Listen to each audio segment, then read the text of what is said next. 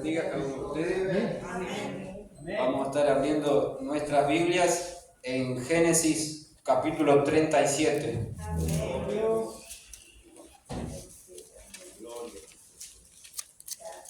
Alquito, amor del Señor.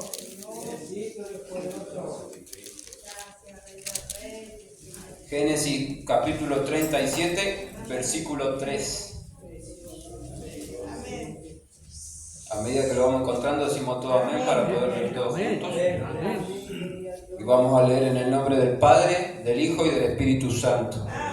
Y dice así la palabra de Dios: y amaba Israel a José más que a todos sus hijos, porque lo había tenido en su vejez y le hizo una túnica de diversos colores. Hasta aquí, hermanos, pueden tomar asiento.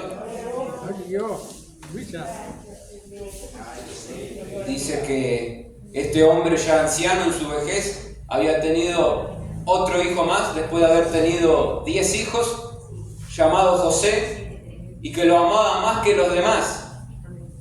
Lo amaba con un amor no terrenal, sino sí terrenal porque era su papá, pero era un hijo que sobresalía por los demás, de los demás hijos, ¿no?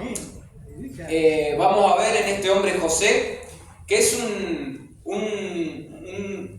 retrato del Señor Jesucristo, de lo que íbamos a ver más adelante, ¿no? Con nuestro Señor Jesús, ¿no? Que tenía dones, que tenía talentos y que sobresalía más que sus demás hermanos por la manera de ser, porque realmente Dios habitaba en él, ¿no? Vamos a ver, hermanos, cómo este hombre que pasó diversas situaciones, ¿no? Su ornato interior, su ropa interior iba a permanecer intacta, ¿no? Y dice que este hombre le había hecho una túnica de diversos colores, ¿no? Y esos diversos colores podrían interpretarse como los diferentes dones, los diferentes talentos, virtudes que tenía José, ¿no? Porque realmente iba a pasar por situaciones que cualquier ser humano que las atravesase iba a alargar todo, ¿no? Sus vestiduras las iba a arrojar, ¿no? Como le iba a pasar también a José, pero con sus vestiduras terrenales, ¿no? Porque dice que él tenía un don para interpretar sueños, ¿no? Y él había interpretado un sueño que había tenido de que sus hermanos se postraban ante él, ¿no? Y mientras más interpretaba esos sueños, sus hermanos más se enardecían contra él. El odio hacia José crecía más y más, hermano. Y dice que había llegado un momento que ya no lo soportaban sus hermanos, ¿no? Y yendo a trabajar en el campo, ¿no? Él había decidido ir a verlos, ¿no? Y se había hecho un complot, ¿no? Para quitárselo de en medio, ¿no? A este muchacho, ¿no? Que aproximadamente tenía entre 16 y 17 años para ese tiempo. Y dice que habían elaborado un plan, ¿no? Y que fue echado a una cisterna José, ¿no? Y que pasaba un grupo de ismaelitas, ¿no? Y decidieron, en vez de matarlo, el plan era matarlo, pero vieron que venía aquella caravana, ¿no? Y decidieron cambiar el plan de, en vez de matarlo, llevárselo a una tierra extranjera, venderlo y quitárselo de encima para que su sangre no pese sobre ellos, ¿no? Miren cómo Dios obra en diferentes maneras que nosotros no vemos, ¿no? Como aquello que comenzaba a ser oscuro, ¿no? Para la vida de este muchacho. Sin embargo, Dios ya comenzaba a obrar porque ya lo estaba guardando de la muerte a pesar del sufrimiento que iba a llevar durante varios años este hombre, ¿no?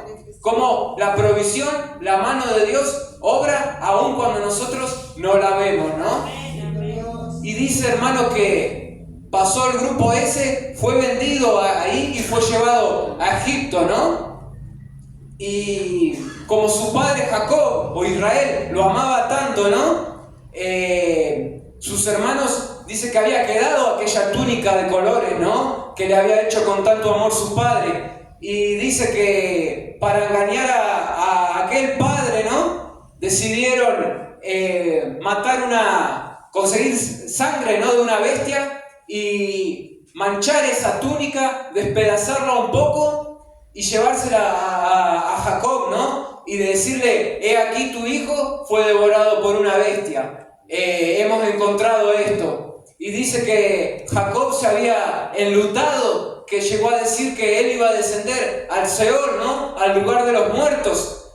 Triste, ¿no? Que el resto de su vida él iba a vivir en tristeza por la muerte de su hijo, ¿no? Pero hermanos, en la tristeza de ese hombre, el plan de Dios para aquel hombre recién empezaba, hermanos. Y a pesar de que estemos tristes en muchos momentos, de que quizás nuestras vestiduras estén un poquito arrugadas, ¿no? Y no estoy hablando de esto, sino de lo de dentro, hermanos. Dios obra, hermanos. Dios responde. Dios está en cada detalle de nuestra vida. Y a pesar de las arrugas que podamos presentar delante de su presencia, Él comienza muy despacito a alisar todo, ¿no? Él comienza a despejar cualquier basurita, cualquier polillita que tengamos, y Él empieza a limpiar, hermanos.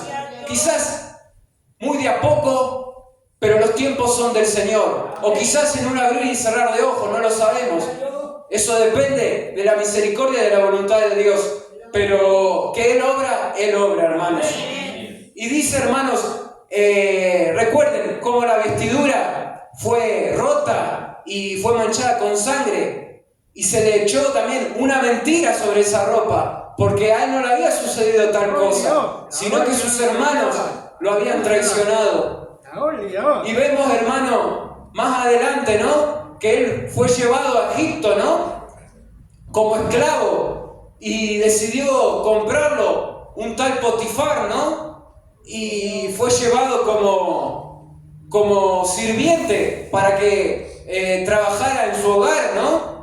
Y dice que como las vestiduras de José, las de dentro, estaban impecables, él en ningún momento, hermano, si usted lee toda la historia de José, ningún momento va a encontrar ningún versículo que él preguntara a Dios por qué o estuviese enojado con Dios.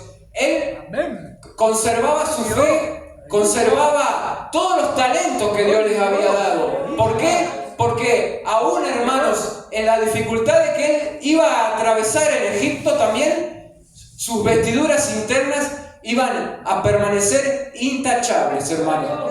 Y dice, hermano, que fue vendido a la casa de Potifar, que sobresalía tanto este hombre, hermanos, que él lo había puesto para que esté a cargo de todo lo que hubiera en su casa, siendo él un oficial de gobierno. Y dice, hermanos, que estaba la mujer de Potifar, ¿no? Y que buscaba de varias maneras, insistía, de tentarlo, ¿no? De muchísimas maneras. Y las vestiduras de él, quizás, hermanos, con mucho sudor y lágrimas, aún permanecían intactas, ¿no? Porque a veces, hermano, la tentación, si nos agarra un poco débiles, podemos llegar a caer, hermano. Nadie está exento de caer en la tentación. Dice que el que esté firme, mire que no caiga, ¿no?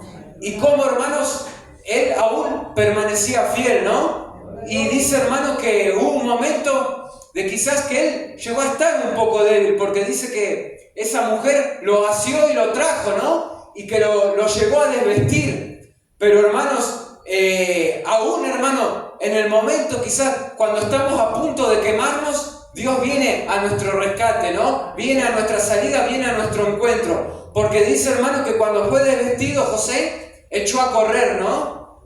Pero miren, hermano, nuevamente vemos las vestiduras, ¿no?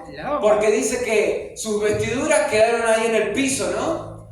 Y dice que esta mujer, dando gritos y mintiendo, y llevando esas vestiduras de José, dijo, este hombre intentó violarme, ¿no? Y le recrimina a su marido, mira este varón que has traído, este hebreo, que intentó hacerme esto, ¿no? Y a raíz de todo esto dice que Potifar se enojó, ¿no? Con José y fue llevado a la cárcel, ¿no? Pero mire una vez más, hermano, cómo la vestidura interna de José seguía permaneciendo intacta, ¿no? A pesar de todas las dificultades, de las adversidades que se le iban presentando, ¿no? Él no negaba, él no se quejaba contra Dios, sino que él, aún, hermano, en medio de la adversidad, en medio de que sobre sus ropas terrenales caían mentiras, caían blasfemias, porque sus hermanos dijeron, aquí traemos la vestidura, está muerto, y esta mujer, aquí está la ropa, me quiso hacer tal cosa. Dios veía todo, hermanos. Y a pesar de que el mundo a José lo señalaba, él, ante los ojos de Dios, sus vestiduras resplandecían, ¿no? Y vamos a ver cómo Dios se sigue manifestando a través de José, ¿no? Cómo él por dentro permanecía intacto, confiando en su Dios, ¿no? Dice que estando preso, aquel copero y aquel panadero habían caído en desgracia, ¿no? Ante los ojos de Faraón, habían faltado a Faraón y su pago era la cárcel, ¿no? Y él tenía el don, ¿no? de interpretar los sueños, que sería también intacto, hermanos, porque dice que también los dones que da Dios son irrevocables, ¿no?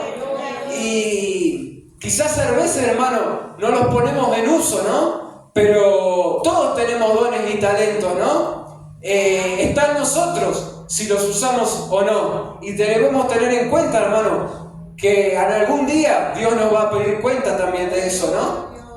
Y quizás hacía muchísimo, desde la época de que estaba con sus hermanos, que quizás José no interpretaba sueños, pero se iba a presentar la oportunidad, como Dios iba corriendo despacito los obstáculos que se iban presentando en el camino, porque dice que el panadero había soñado, ¿no? Que tenía un canastillo con productos de pastelería, ¿no? Y que venían unas aves y comían, ¿no? Y el otro había soñado que tenía aquellos sarmientos, aquellos racimos con uvas. Y José interpreta todo eso, ¿no? Y dice, aquí tú a 3 días vas a volver a tu lugar, a tu antiguo puesto. Y también es franco y sincero con el panadero. De aquí a 3 días llegará al fin tu vida, ¿no? Y así fue, hermanos. Y mire cómo José, cuando pasaron aquellos 3 días, antes de que aquel copero salga de la cárcel, le dice, acuérdate de mí, ¿no? Y aquel copero, tan poco agradecido, salió queriendo agradar nuevamente a su amo terrenal y se olvidó completamente de José, ¿no? Y dice, hermano, que pasaron largos 2 años que él estaba en aquella prisión, olvidado, ¿no? Blasfemado, lleno de mentiras, odiado por sus hermanos, mentido por aquella mujer, olvidado por aquel copero, pero ante los ojos de Dios nunca jamás, hermanos. Y así, hermano, también, cuando estemos quizás en lo más fondo, en lo más profundo, que podamos llegar a tocar fondo, hermanos, Dios no se olvida de nosotros. A pesar de que estemos, quizás que nos sintamos en lo más profundo de un calabozo, con la angustia, con el pesar, con la tristeza, con el dolor, Dios jamás se olvida de nosotros, hermanos. ¿Por qué? Porque dice, hermanos, que Dios iba a comenzar nuevamente a obrar. Él nunca había detenido su mano y seguía obrando, hermanos. Y dice que aquel faraón tuvo el sueño, ¿no? De que aquellas 7 vacas flacas, escuálidas, se devoraban a las 7 vacas gordas, ¿no? Y que aquellas 7 espigas marchitas, quemadas por el viento solano, atacaban y devoraban a las 7 espigas con fruto, ¿no? Y estaba inquieto porque no llegaba a discernir el faraón ni sus sabios lo que revelaba aquel sueño, ¿no? Y dice que llegó a tener tal inquietud que uno podía ver en el gobernante de Egipto cómo estaba inquieto, hermanos, por aquellos sueños que había tenido. Y dice que aquel copero vio la inquietud de Faraón, ¿no? Aquel copero que había sido salvado de la muerte, que había recibido la interpretación por parte de José.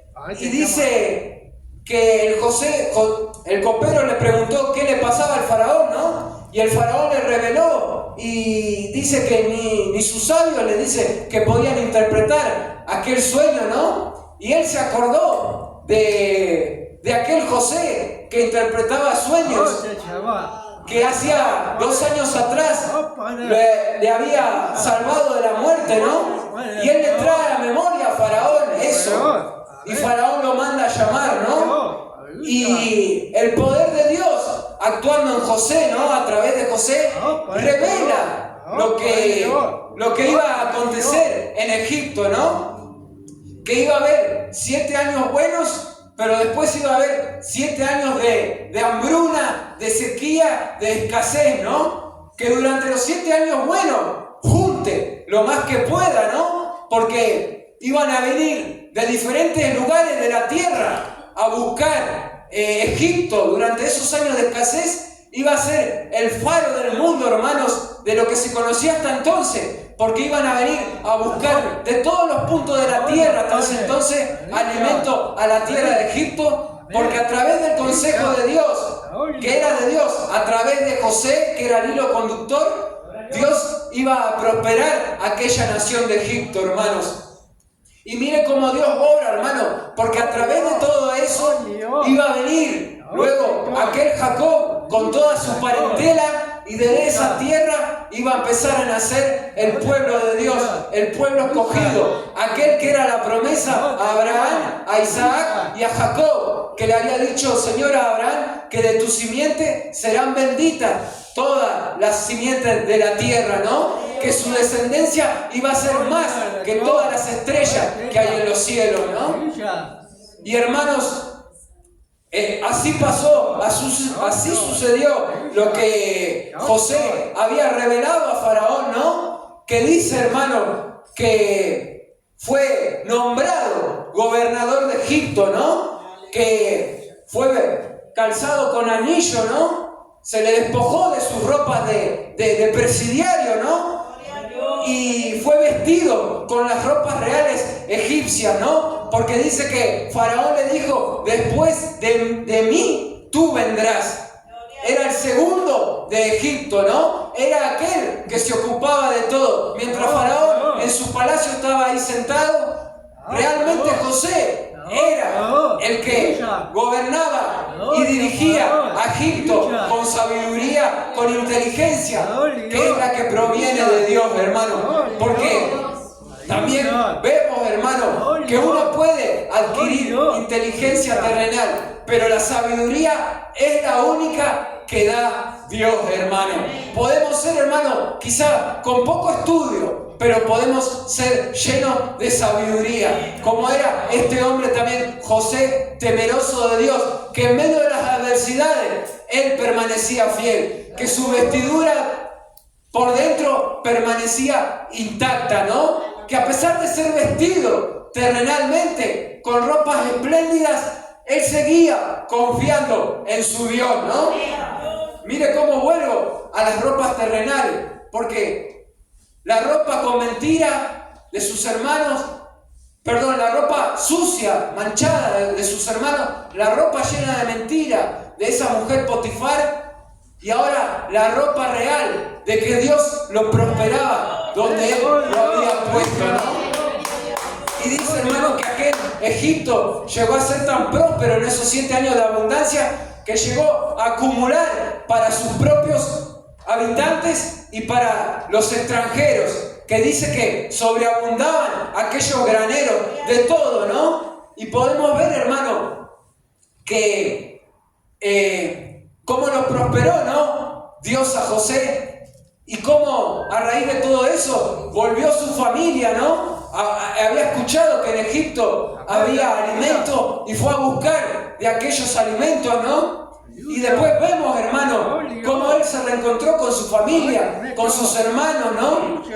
Cómo sus vestiduras, hermanos, internas permanecían intactas, porque dice que él los perdonó, ¿no? Que él hubo un momento, hermano, que rompió en llanto y dijo: yo soy José, yo soy su hermano, aquel que ustedes echaron en una cisterna, aquel que ustedes me vendieron como esclavo para la tierra de Egipto. Que él se despojó de todos esos atavíos egipcios y se mostró: yo soy aquel José, yo soy su hermano, ¿no? Y preguntaba: ¿vive aún mi padre, no? Él anhelaba volver a ver a su padre, ¿no? Que dice que cuando volvía aquella caravana, ¿no? Que él los invitó a todos: vénganse conmigo a Egipto. Que dice que eran más o menos 70 personas, y de ahí, de esas 70 personas, iban a ser el pueblo de Israel, como se llamaba aquel hombre Jacob, ¿no? También, que antiguamente, hermanos, Jacob quiere decir tramposo, y pasó a llamarse Israel, ¿no? Y a través de esa promesa, de todo lo que aconteció con su hijo José, iba a comenzar a nacer el pueblo escogido de Dios, hermano. Aquel pueblo que después uno puede ver que era duro de servir, que era casa rebelde, pero era el pueblo escogido, amado por Dios, ¿no? Y dice, hermano, que aquel pueblo escogido, hubo un tiempo que había llegado el tiempo de la promesa de que iba a venir un Salvador para aquel pueblo escogido, ¿no? Para aquel pueblo rebelde, duro de servir, que era nuestro Señor Jesucristo, ¿no? Y dice, hermanos, que cuando llegó el tiempo, hermanos, de cumplir con pagar, ¿no? El sacrificio que él iba a presentar en la cruz del Calvario, ¿no? Que a él lo atraparon, ¿no? Judas lo entregó, y que después del escarnio, de las burlas, de los golpes, de los azotes, también se iban a burlar a través de él, de la ropa, ¿no? Porque dice que sus ropas a él se las quitaron, ¿no? Y como él se proclamaba el rey de los judíos, ¿no? Y en son de burla, dice la palabra de Dios en los evangelios, que le trajeron un manto escarlata, ¿no? Y en otro de los evangelios dice manto púrpura, pero es lo mismo, ¿no? Un manto rojo. Y en son de burla le decían: salve, rey de los judíos, aquí está tu capa real, ¿no? Y cómo las ropas del Señor, aquel manto, el mismo manto que tiempo atrás había sanado a aquella mujer con el flujo de sangre, que esa mujer llena de fe dijo: si tocare tan solo el borde de su manto, seré sana. Era el mismo manto, hermanos, que fue dividido en 4 y que fue echado a la suerte, ¿no? Y podemos ver, hermanos, dice San Juan, capítulo 19, versículo 23 y 24, dice: cuando los soldados hubieron crucificado a Jesús, tomaron sus vestidos e hicieron 4 partes, una para cada soldado. Tomaron también su túnica, la cual era sin costura, de un solo tejido de arriba abajo. Entonces dijeron entre sí: no la partamos, sino echemos suerte sobre ella, a ver de quién será. Esto fue para que se cumpliese la escritura que dice: repartieron entre sí mis vestidos y sobre mi ropa echaron suertes, y así hicieron los soldados. Estaba profetizado, hermano, también lo que iba a suceder con las ropas del Señor, ¿no? Y dice que su ropa la partieron en 4 y fue echada a suerte, pero en son de burla, como premio mayor, su túnica no fue partida, sino aquel soldado que la ganase, ese iba a ser el premio para él, ¿no? Mire cómo, a pesar de las burlas, a pesar de que el Señor físicamente estaba desvestido, hermanos, como aquel vestido, hermano, partido en suerte, como estaba profetizado, como representa también eso, parte del sacrificio hecho por Él en la cruz por cada uno de nosotros, como ese vestido burlado, escarnecido también, iba a representar para nosotros que podamos vestir con el Evangelio que representa el lino fino, ¿no? El lino fino, que es el Evangelio de nuestro Señor Jesucristo. Como la gracia de Dios, que nosotros la adquirimos cuando somos salvos y nos vestimos de ella, que a pesar de todo lo que nos pueda acontecer, nuestras vestiduras por dentro deben permanecer intactas, hermano. Sí, esto se arruga, esto llega un momento, se mancha, llega un momento que hasta la tela se rompe, ¿no? Porque se ajea, llega un momento, cumple un lapso de tiempo, pero lo de dentro no, hermanos. ¡Aleluya! Y todo esto es para que en un tiempo futuro, hermanos, dice la palabra de Dios, aquello que es corrupto se vista de incorrupción, ¿no? Como el Señor Jesucristo obra. Uno también puede ver, dice que cuando la gracia de Dios se manifestaba en el pueblo de Israel, en aquel peregrinar durante largos 40 años en el desierto, dice que cada uno de los israelitas tenía la misma vestidura con que salió de Egipto. Durante 40 años aquellas vestiduras permanecieron intactas, ¿no? En ese peregrinar tan pesado, ¿no? Que era caminar largos años por un desierto. Y que es una muestra de lo que es la gracia de Dios, ¿no?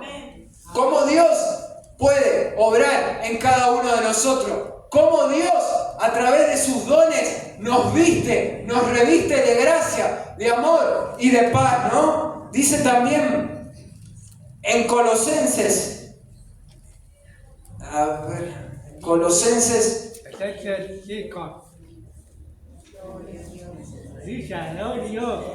Colosenses 3.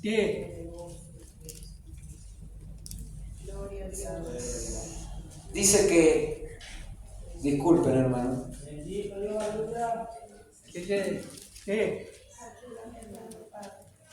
Bueno, ahora lo voy a encontrar. Dice también que nos reviste de varios dones el Señor Jesucristo, ¿no? Que nos reviste del vínculo perfecto, ¿no? Que es el amor, ¿no? Dice Colosenses 3, acá está. 3, 12, 13 y 14 dice: vestidos, pues, como escogidos de Dios, santos y amados, de entrañable misericordia, de benignidad, de humildad, de mansedumbre, de paciencia, soportándoos unos a otros y perdonándonos unos a otros si alguno tuviere queja contra otro. De la manera que Cristo os perdonó, así también hacedlo vosotros. Y sobre todas estas cosas vestidos de amor, que es el vínculo perfecto, ¿no? ¿Cómo nos viste? A través de los frutos del Espíritu Santo, ¿no? Porque dice que el fruto del Espíritu Santo es benignidad, mansedumbre, bondad, paciencia, gozo, fe, templanza, mansedumbre, ¿no? Y acá nombra unos cuantos, dice misericordia, benignidad, humildad, mansedumbre, de paciencia, soportándonos unos a otros, ¿no? Y también perdonando, de la manera que Cristo lo hizo con cada uno de nosotros, ¿no? De la manera que Cristo hizo también con aquellos soldados, ¿no? Que se burlaron y los escarnecieron, que allí de la cruz dijo: Padre, perdónalos porque no saben lo que hacen, ¿no? De la misma manera que José perdonó a sus hermanos a través de la mentira que habían hecho con él, ¿no? Que habían llevado a Jacob aquella ropa manchada, llena de mentira, ¿no?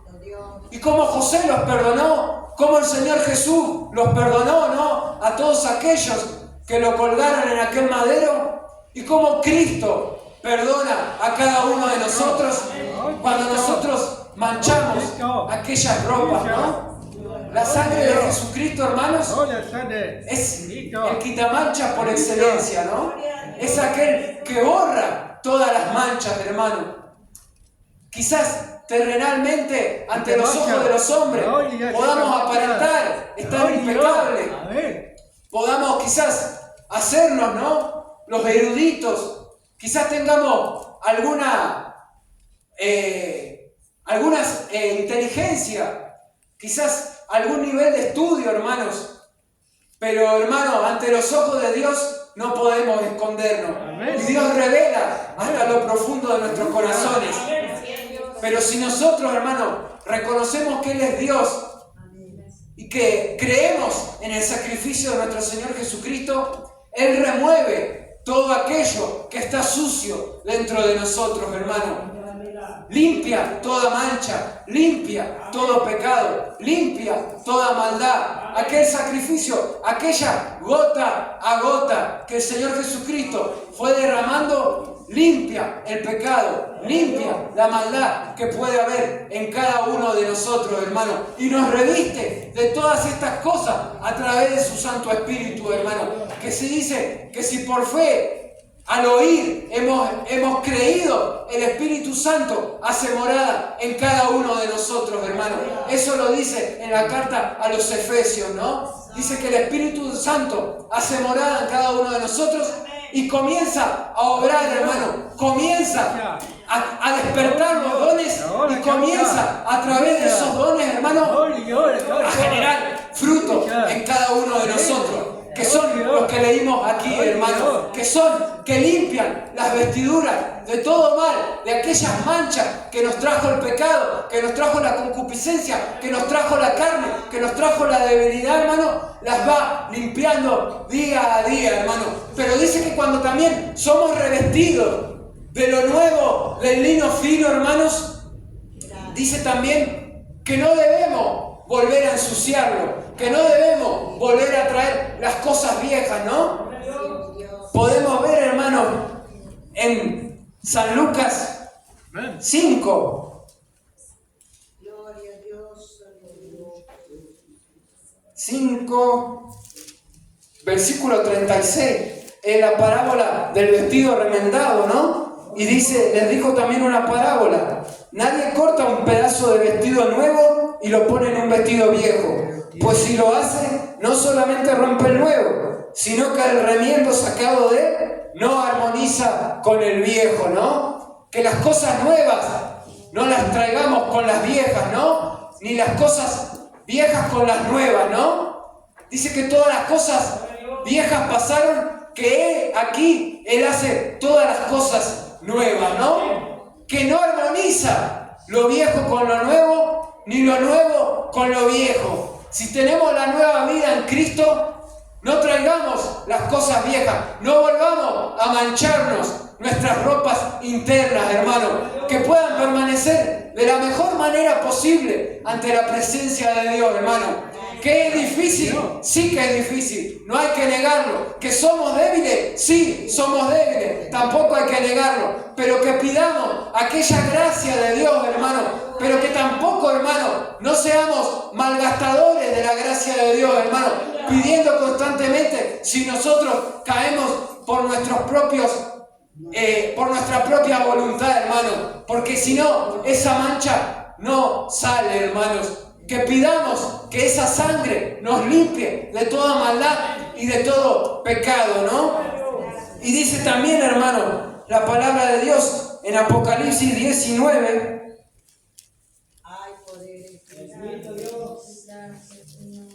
Dice 19, versículo 7, dice: gocémonos y alegrémonos y démosle gloria, porque han llegado las bodas del Cordero y su esposa se ha preparado, y a ella se le ha concedido que se vista de lino fino, limpio y resplandeciente, porque el lino fino es las acciones justas de los santos, dice. ¿Cuáles son las acciones justas de los santos? El Evangelio. El Evangelio, aquel que ha aceptado las buenas nuevas de gran gozo, que es el Evangelio de la paz del Señor Jesucristo.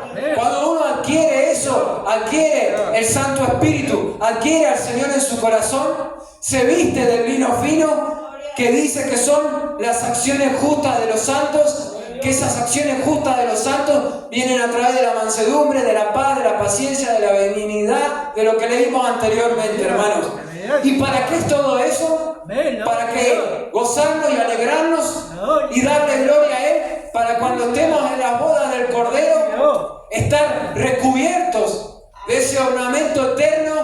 incorruptible, sin mancha, delante de la presencia de Dios, hermanos. Porque van a llegar, dice, las bodas del Cordero y su esposa se ha preparado. Y la esposa del Señor es su amada iglesia, ¿no? Que la conformamos cada uno de nosotros. Que la conforman los pecadores, hermanos. Pero aquellos que han sido lavados y regenerados en la sangre de su Hijo Jesucristo, hermanos. Que somos vestidos de vestiduras blancas, de lino fino, que es el Evangelio que mora en cada uno de nosotros. Así como en la antigüedad estaba con José, así como el Señor en su sacrificio lo abrió a toda la humanidad, a aquel que cree en Él, al judío, al griego y a cualquiera de los gentiles, hermanos, que limpia y quita toda mancha para en la eternidad poder estar de gala delante de su presencia, ¿no? Pero no con una gala terrenal, ¿no? Que es algo que pasa, ¿no? Que es vanidad, sino de algo que es eterno, de algo que si tenemos los ojos en las cosas eternas, lo vamos a tener presente en cada día de nuestra vida hasta que Él nos llame a su presencia o hasta que Él venga a buscar a su pueblo redimido para llevarnos a las bodas del Cordero de Dios, ¿no? Del Cordero que dio su vida por cada uno de nosotros. Aquel Cordero que derramó una sola vez su sangre, que con una sola vez bastó para vestirnos, hermanos, de aquel Evangelio santo, ¿no? De aquel Evangelio, hermanos, que trae buenas nuevas de paz, buenas noticias para el pecador, ¿no? De aquel Evangelio que aquello que está sucio lo limpia, ¿no? Que no deja rastro, hermanos, del pecado y de la maldad. Que no deja rastro ni de cualquier porquería, ni de cualquier cosa vieja que dice que el Señor la arroja al fondo del mar, ¿no? Y hoy, hermanos, podemos preguntarnos cómo están nuestras vestiduras, ¿no? Que tengamos, hermanos, en cuenta cada uno de nosotros cómo el Señor nos limpió, hermanos, nos limpia y nos limpiará, ¿no? Que podamos tener, hermanos, constantemente en cuenta cómo a veces, hermanos, nosotros nos manchamos nosotros mismos, volvemos, hermanos, al cieno del pecado y de la maldad y volvemos a manchar aquello que tiene un gran valor, aquello que a los ojos de los hombres es visto como poca cosa, pero ante los ojos de Dios, hermano, para el que lo adquiere, es una perla de gran precio, ¿no?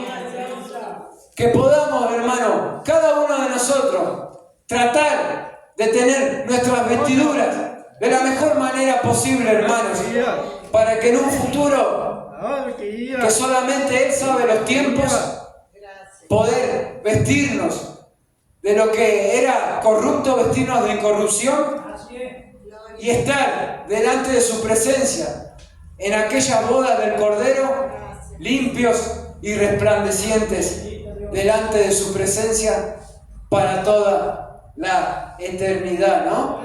Que Dios lo bendiga a cada uno de ustedes. Y hasta aquí, hermano, la palabra de Dios, y que podamos, hermano, examinarnos cada uno de nosotros, cómo nos presentamos, cómo están nuestras vestiduras, hermano. Dios los bendiga a cada uno de ustedes, y lo voy a estar entregando al pastor Emilio, lo voy a estar invitando para que pase, y mientras él pasa, dejo este lugar con que gloria a Dios. Gloria a Dios, gloria a Dios, gloria a Dios para siempre. Un aplauso para